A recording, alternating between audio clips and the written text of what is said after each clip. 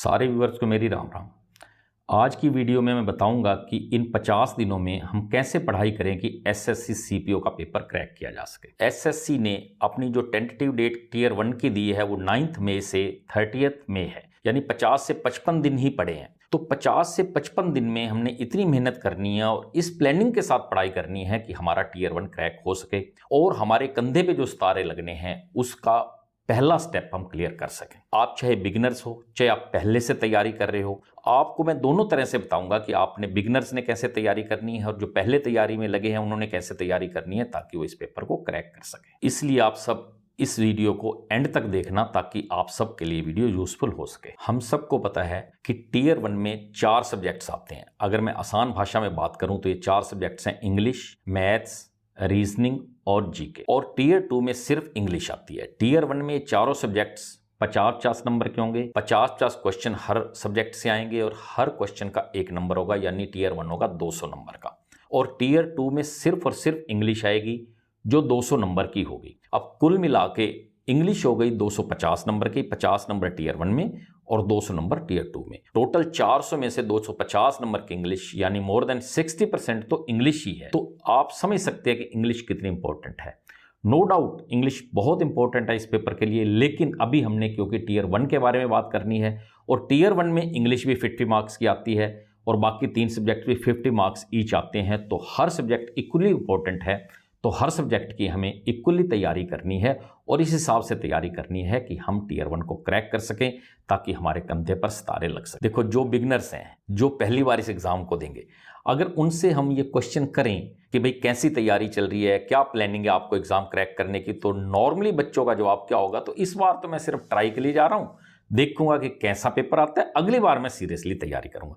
भाई अगर इस तरह से आप तैयारी करेंगे तो कैसे क्रैक कर पाएंगे इस एग्जाम को। हमें क्या सोचना है कि इसी बार हमें इस पेपर को क्रैक करना है, अब नहीं तो कभी नहीं। इस तरह से हमें अपनी स्ट्रेटजी बनानी है, इस तरह से हमें अपनी तैयारी करनी है कि अगर इस बार हम क्रैक ना कर पाएंगे तो अगली बार पता नहीं मौका मिलेगा या नहीं मिलेगा, और ये बार हमारी लास्ट अटेम्प्ट है, ये सोचकर हम तैयारी करेंगे तो हम जरूर सक्सेसफुल होंगे। इन 50 दिनों में हमें कड़ी मेहनत करनी है और इतनी मेहनत करनी है कि हमें पेपर क्रैक करना है। ये हमारे अंदर एक दृढ़ निश्चय होना चाहिए कि हमें इसी बार पेपर क्रैक करना है।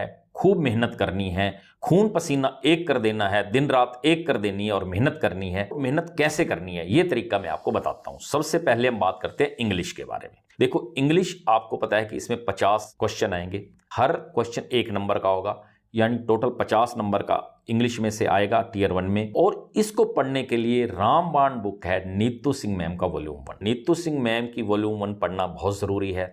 उसके साथ साथ कोई भी प्रीवियस ईयर क्वेश्चन बुक ले लो जिससे आप पिछले 4 या 5 साल के जो भी प्रीवियस ईयर क्वेश्चंस आए हैं वो तैयार करो। और फिर बाकी मॉक टेस्ट तो है ही, मॉक टेस्ट बाकी आपकी कमी पूरी कर देगा। यानी हमें 3 चीजें कौन कौन सी पढ़नी है, नीतू सिंह मैम की वॉल्यूम 1, प्रीवियस ईयर की कोई भी किसी भी राइटर या किसी भी पब्लिकेशन की बुक, और मॉक टेस्ट लगाने हैं। जो बिगिनर्स हैं वो तो सेक्शनल मॉक टेस्ट लगा सकते हैं, जैसे जो आपका पार्ट तैयार हुआ है उसी पार्ट का लगा सकते हैं मॉक टेस्ट, और जो पहले से तैयारी कर रहे हैं उनको पूरा मॉक टेस्ट लगाना है।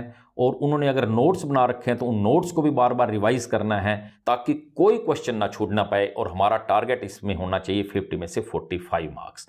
तो भाई 45 मार्क्स अगर हम मेहनत करेंगे तो लेना कोई बड़ी बात नहीं है। और हमें इंग्लिश में 2 आवर्स डेली देने चाहिए। और अगर हम सीरियसली 2 घंटे डेली इंग्लिश को देते हैं तो हम इस पेपर को इजिली इंग्लिश सेक्शन को तैयार कर सकते हैं। अब हम आते हैं रीजनिंग पे। देखो, रीजनिंग भी उतनी ही इंपॉर्टेंट है जितनी कि बाकी सारे सब्जेक्ट्स, क्योंकि इसमें से भी 50 नंबर के 50 क्वेश्चन आने हैं, यानी हर क्वेश्चन 1 नंबर का। देखो, नेगेटिव मार्किंग भी होगी। मैं आपको फिर बता दूं कि हर सही क्वेश्चन करने पे आपको 1 नंबर मिलेगा और अगर आपका क्वेश्चन गलत हो जाता है तो 0.25 मार्क्स कट जाएंगे। तो रीजनिंग के बारे में अगर हम किसी से भी पूछे, किसी बच्चे से बात कर लो, कहते हैं यार रीजनिंग तो बहुत ईजी है, रीजनिंग में है ही क्या। जिन बच्चों को ये रीजनिंग टफ भी लगती है वो भी इसको देखा दिखाई कहते हैं रीजनिंग तो बहुत ईजी है, और हम ओवर कॉन्फिडेंट होते हैं।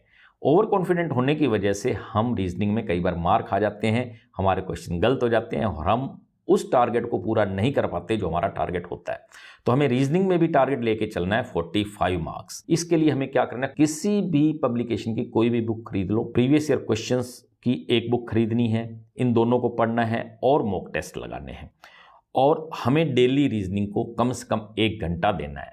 अभी तक मैंने बताया कि इंग्लिश को 2 घंटे देने हैं और रीजनिंग को 1 घंटा देना है, ताकि हमारा रीजनिंग पार्ट भी अच्छे से प्रिपेयर हो सके और हमारा जो टारगेट 45 मार्क्स का है वो हम ऑब्टेन कर सकें। अब हम बात करते हैं जीके की। भाई मेरे हिसाब से जीके पे हमें ज़्यादा समय वेस्ट नहीं करना चाहिए, क्योंकि जीके गैम्बल है। आप कितना ही पढ़ के जाओ, इतना वास्ट सिलेबस है, कोई ज़रूरी नहीं कि पढ़ा हुआ आ जाए। जो यूपीएससी की तैयारी कर रहे हैं उन्हें तो जीके पे ज़रूर समय देना चाहिए, लेकिन हमें सीपीओ के लिए जीके पे इतनी मेहनत नहीं करनी चाहिए।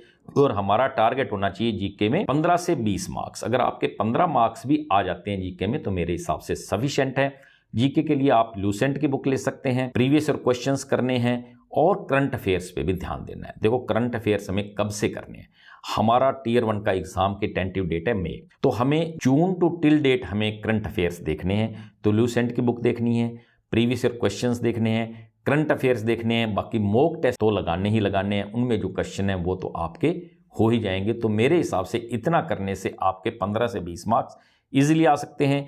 बाकी इसमें आप कुछ तुक्का भी लगा सकते हो, जैसे कोई क्वेश्चन है उसके 4 पार्ट में दिया हुआ आंसर, जो आपको लगता है ये तो बिल्कुल इरेलेवेंट है, हो ही नहीं सकता, उसको हटा दो। फिर जो कम लगता है उसको हटा दो, बाकी 2 रह गए तो उन 2 में भी आप तुक्का लगा के कोई एक आंसर लगा सकते हो। आपने ऐसे नहीं करना कि आंखें बंद की और उंगली लगाई ये आंसर होगा, ऐसे नहीं करना। आपको थोड़ा सा माइंड भी अप्लाई करना है कि कौन सा आंसर हो सकता है, तभी आपका तुक्का कामयाब होगा। अब बात करते हैं मैथ्स की। भाई कुछ लोग कहेंगे मैथ्स बहुत टफ है, मेरे हिसाब से कोई मैथ ज़्यादा टफ नहीं है, स्पेशली फॉर सीपीओ। सीजीएल में थोड़ा सा टफ हो सकता है, लेकिन सीपीओ का कंपैरेटिवली बहुत इजी मैथ्स होता है। इसमें एडवांस सेक्शन तो बहुत ही आसान आता है, तो मैथ्स से ज़्यादा बिल्कुल भी नहीं डरना है हमें। मैथ्स की तैयारी करने के लिए हमें राकेश यादव की बुक या किरण पब्लिकेशन की बुक, इन दोनों में से जो भी आपको बुक अवेलेबल हो या इजी लगे वो बुक ले लो। और इसके साथ साथ प्रीवियस ईयर क्वेश्चंस की भी एक बुक लो, प्रीवियस ईयर क्वेश्चंस करने ही करने हैं, बाकी मॉक टेस्ट भी लगाने हैं। तो ये 3 चीज़ें अगर आप करोगे तो आपका मैथ्स का पोर्शन भी अच्छे से प्रिपेयर हो जाएगा। और मैथ्स में भी हमारा टारगेट होना चाहिए 45 मार्क्स, और हमें डेली मैथ्स को 2 आवर्स देने चाहिए। अब जो समय का डिस्ट्रीब्यूशन मैंने किया है आपके लिए ऐसे किया है कि 2 घंटे डेली इंग्लिश, 2 घंटे डेली आपका मैथ्स, 1 घंटा रीजनिंग, 1 घंटा जीके, टोटल हो गए आपके 6 घंटे। तो भैया 6 घंटे सिर्फ ये 50 दिन पेपर रहते हैं, कम है। उसके साथ हमें क्या करना है, अभी तो शुरू में 30 डेज तक तो हफ्ते में 2 मॉक टेस्ट लगाने हैं, 30 डेज के बाद हमें डेली मॉक टेस्ट लगाना है। तो अभी मैं पहले 30 डेज की बात करूं तो 6 आवर्स मैंने पहले गिनवा दिए, 2 इंग्लिश, 2 मैथ्स, 1 जीके और 1 रीजनिंग पे। 2 घंटे आपके लग गए मॉक टेस्ट पे, 1 घंटा और आधा घंटा तो आपने लगाना उस मॉक टेस्ट को देखने के लिए कि क्या मेरा मॉक टेस्ट सही है, कहाँ मैंने गलतियां की हैं, मेरा कौन सा क्वेश्चन नहीं आया, कैसे नहीं आया। और बाकी आधा घंटा जिस सब्जेक्ट को आप लगता है दिन में मैं कम पढ़ पाया हूं उसको दे दो। तो आपने डेली 9 आवर्स पढ़ने हैं। और 30 दिन के बाद जो डेली मॉक टेस्ट लगाना है उसमें आपको आधा घंटा मॉक टेस्ट की एनालिसिस करने हैं कि कहाँ मेरा कौन सा क्वेश्चन गलत है, कैसे मैं इसका सुधार कर सकता हूं, कैसे इसको करूं कि अगली बार ये गलती ना हो या ये क्वेश्चन मेरा ना छूटे। अब देखो मॉक टेस्ट बहुत इंपॉर्टेंट है।